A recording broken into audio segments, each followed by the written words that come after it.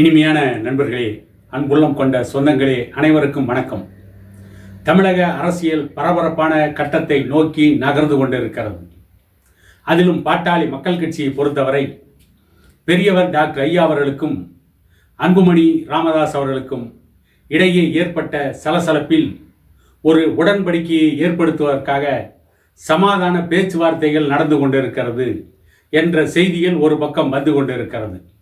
இன்னொரு பக்கம் அன்புமணி அவர்கள் தன்னுடைய கட்சி நிர்வாகிகளை சென்னைக்கு அழைத்து பனையூர் அலுவலகத்தில் ஆலோசனை நடத்தி கொண்டிருக்கிறார். கட்சியின் கட்டமைப்பை எப்படி இன்னும் வளர்த்து எடுப்பது, எப்படி இன்னும் கட்சியை வேகமாக தமிழக அரசியலில் வளர்ப்பது என்பதை பற்றி ஆலோசனையும் சில அறிவுரைகளையும் கட்சி நிர்வாகிகளுக்கு கொடுத்து கொண்டிருக்கிறார். நேற்று கூட அன்புமணி அவர்கள் பாட்டாளி மக்கள் கட்சி நிறுவனர் டாக்டர் ஐயா அவர்களை தைலாபுரம் தோட்டத்தில் சந்தித்து பேசியிருக்கிறார். அந்த சந்திப்பில் கிட்டத்தட்ட இருவர்களுக்கும் இடையே இருந்த அந்த பிரச்சனைகள் சரி செய்யப்பட்டு விட்டதாக பல ஊடகங்கள் செய்தி வெளியிட்டிருக்கிறது. அந்த சமரச உடன்படிக்கை இன்றும் தொடர்வதாக இன்னும் சில ஊடகங்களிலே செய்தி வந்து கொண்டிருக்கிறது. இவையெல்லாம் ஒருபுறம் இருக்க, சில ஊடகங்கள் இன்றைக்கு என்ன எழுதி கொண்டிருக்கிறார்கள், என்ன பேசிக் கொண்டிருக்கிறார்கள் என்று பார்த்தால், நடிகர் விஜய் கட்சியுடன் கூட்டணி வைப்பதற்கு அன்புமணி தயாராகிவிட்டார். இன்னொரு பக்கம் சீமானுடன் கூட்டணி வைப்பதற்கு தயாராகிவிட்டார் என்று ஒரு கூட்டம் இன்றைக்கு ஒரு செய்தியை வெளியிட்டுக் கொண்டிருக்கிறது.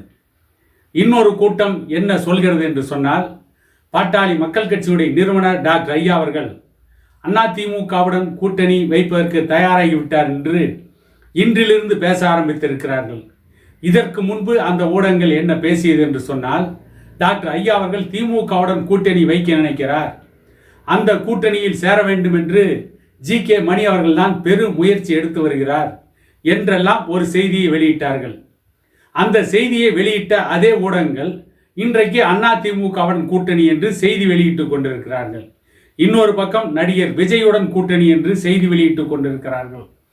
அதற்கு அவர்கள் சொல்கின்ற காரணங்கள்லாம், இப்பொழுது பாட்டாளி மக்கள் கட்சிக்கு 5 சட்டமன்ற உறுப்பினர்கள் தான் இருக்கிறார்கள். பாட்டாளி மக்கள் கட்சிக்கு கிட்டத்தட்ட 6% வாக்குகள் தான் இருக்கிறது. ஆனால் நடிகர் விஜய்க்கு 10% மேல் வாக்குகள் இருக்கிறது. ஆகவே நடிகர் விஜய் உள்ளிட்ட இன்னும் பல கட்சிகளுடன் கூட்டணி வைத்தால் 20% வாக்குகளை வாங்கலாம். அதன் மூலம் இன்னும் பல சட்டமன்ற உறுப்பினர்களை பாட்டாளி மக்கள் கட்சியின் சார்பில் சட்டமன்றத்திற்கு அனுப்பலாம் என்று அன்புமணி அவர்கள் திட்டமிட்டிருப்பதாகவும், அதற்காகவே நடிகர் விஜய் கட்சியுடன் கூட்டணி சேர முடிவு செய்திருப்பதாகவும் ஒரு செய்தியை வெளியிட்டுக் கொண்டிருக்கிறார்கள். இதில் ஒரு முக்கியமான செய்தி என்னவென்று கேட்டால், பாட்டாளி மக்கள் கட்சியுடன் கூட்டணி வைப்பதால் நடிகர் விஜய் கட்சிக்கு என்ன ஆதாரம், நடிகர் விஜய் கட்சிக்கு என்ன ஆதாயம், பாட்டாளி மக்கள் கட்சியுடன் கூட்டணி வைப்பதால் அதிமுகவிற்கு என்ன ஆதாயம், பாட்டாளி மக்கள் கட்சியுடன் கூட்டணி வைப்பதால் திமுகவிற்கு என்ன ஆதாயம், பாட்டாளி மக்கள் கட்சியுடன் கூட்டணி வைப்பதால் பாரதிய ஜனதா கட்சிக்கு என்ன ஆதாயம் என்று எந்த ஊடகங்களும் பேசவில்லை. பாட்டாளி மக்கள் கட்சி கூட்டணி வைப்பதால் பாட்டாளி மக்கள் கட்சிக்கு என்ன ஆதாயம் என்று பாட்டாளி மக்கள் கட்சி மேலும் மேலும் பலவீனப்படுத்த வேண்டும் என்றுதான் இந்த ஊடகங்கள் திட்டமிட்டுக் கொண்டிருக்கிறார்கள். டாக்டர் ஐயாவிற்கும் அன்புமணிக்கும் இருந்த சிறு பிரச்சனையை ஊதி ஊதி பெரிதாக்கி அதன் மூலம் பாட்டாளி மக்கள் கட்சியை பலவீனப்படுத்தி அந்த கட்சிக்கு இருக்கின்ற எதிர்காலத்தை சிதைத்து விடலாம் என்று கனவு கண்ட பல ஊடகங்கள் இன்றைக்கு இந்த கூட்டணி பேச்சுவார்த்தை என்று சொல்லி பாட்டாளி மக்கள் கட்சிக்கு ஏதோ வலிமை இல்லாமல் இருப்பதை போலவும், விஜயுடனோ அதிமுகவுடனோ திமுகவுடனோ பாரதிய ஜனதா கட்சியுடனோ கூட்டணி வைத்தால்தான் பாட்டாளி மக்கள் கட்சி வலிமை பெற முடியும் என்பதை போலவும் ஒரு தோற்றத்தை உருவாக்குவதற்கு, பாட்டாளி மக்கள் கட்சி தொண்டர்களை மூளை சலவை செய்வதற்கு இந்த ஊடகங்கள் திட்டமிட்டு செயலாற்றி கொண்டிருக்கிறார்கள். அதைத்தான் இன்றைக்கு அரங்கேற்றி கொண்டிருக்கிறார்கள்.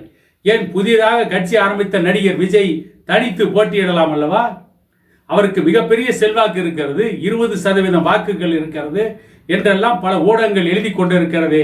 ஏன் நடிகர் விஜய் கட்சியினுடைய அரசியல் ஆலோசகர் பிரசாந்த் கிஷோர் விஜய் கட்சிக்கு 18% செல்வாக்கு இருக்கிறது, 18% வாக்கு வங்கி இருக்கிறது என்றெல்லாம் பேசினார்களே, என்றெல்லாம் எழுதினார்களே, என்றெல்லாம் ஊடகங்களிலே பொய்யை பரப்பி கொண்டிருந்தார்களே, அவர்களெல்லாம் ஏன் தனித்து போட்டியிட தயங்குகிறார்கள்? பல ஆண்டுகள் தமிழ்நாட்டிலே கட்சி நடத்திய ஆட்சி நடத்திய அதிமுக ஏன் தனித்து போட்டியிட முடியாமல் தடுமாறி கொண்டிருக்கிறது என்பதை பற்றியெல்லாம் பேசாமல் பாட்டாளி மக்கள் கட்சி யாரோடு கூட்டணி வைத்தால் பாட்டாளி மக்கள் கட்சிக்கு என்ன ஆதாயம் என்று பாட்டாளி மக்கள் கட்சி தொண்டர்களை திசை திருப்புகின்ற வகையில்தான் இன்றைக்கு ஊடகங்கள் செயல்பட்டு கொண்டிருக்கிறது. பாட்டாளி மக்கள் கட்சியோடு கூட்டணி வைத்துத்தான் திமுக தன்னை ஒரு காலத்தில் பலப்படுத்திக் கொண்டது.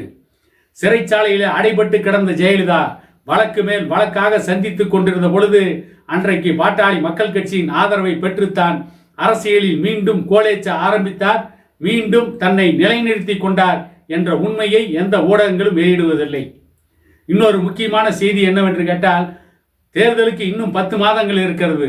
அதற்குள் யார் யாரோடு கூட்டணி, இந்த கூட்டணி எப்படி அமையும், இதில் அவர்களுக்கு எவ்வளவு சீட்டு, இவர்களுக்கு எவ்வளவு சீட்டு என்று பேசுகிறவர்கள் இன்னும் பாட்டாளி மக்கள் கட்சி நடத்துகின்ற பேரம் என்று அப்பட்டமாக பொய்யை எழுதுகின்ற, நாக்கூசாமல் பொய் பேசுகின்ற ஊடக விபச்சாரிகள்.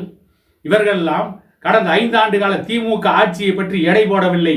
கடந்த 5 ஆண்டு கால திமுக ஆட்சியில் மக்களுக்கு அவர்கள் செய்த சாதனை என்ன, இந்த ஆட்சியால் மக்கள் பட்ட வேதனை என்ன என்பதை பற்றி எந்த ஊடகங்களும் தப்பி தவறி கூட தமிழ்நாட்டிலே பேசுவதில்லை. எந்த தொகுதியில் எந்த சட்டமன்ற உறுப்பினர் அந்த தொகுதியில் அந்த மக்களுக்கு கொடுத்த வாக்குறுதிகள் இதுவரை எந்த அளவிற்கு நிறைவேற்றி இருக்கிறார்கள், இனிமேல் எவ்வளவு அவர்களால் நிறைவேற்ற முடியும், அல்லது அவர்கள் கடந்த தேர்தலில் கொடுத்த வாக்குறுதிகளில் காற்றிலே பறக்கவிட்ட வாக்குறுதிகள் எத்தனை என்பதை பற்றி எந்த ஊடகங்களும் பேசவில்லை. கொடுத்த வாக்குறுதிகளை காற்றிலே பறக்க விட்டுவிட்டு சுய தம்பட்டம் அடித்துக் கொண்டிருக்கின்ற திமுக ஆட்சியின் அவலங்களை எந்த ஊடகங்களும் தோலுரித்து காட்டவில்லை. அடுத்த தேர்தலில் யார் வெற்றி பெறுவார்கள், யார் யாரோடு கூட்டணி என்பதை பற்றித்தான் இந்த ஊடகங்கள் பேசிக்கொண்டு ஊடக வியாபாரத்தை, ஊடக விபச்சாரத்தை நடத்தி கொண்டிருக்கிறார்களே தவிர மக்களை பற்றி இந்த ஊடகங்கள் கவலைப்படவில்லை என்பதற்கு நான் மேலே குறிப்பிட்ட அத்தனை செய்திகளும் சான்று என கூறிக்கொண்டு இன்னொரு காணொளியில் உங்களை சந்திக்கும் வரை உங்களிடமிருந்து விடைபெறுவது உங்கள் எடப்பாடி துரைசாமி.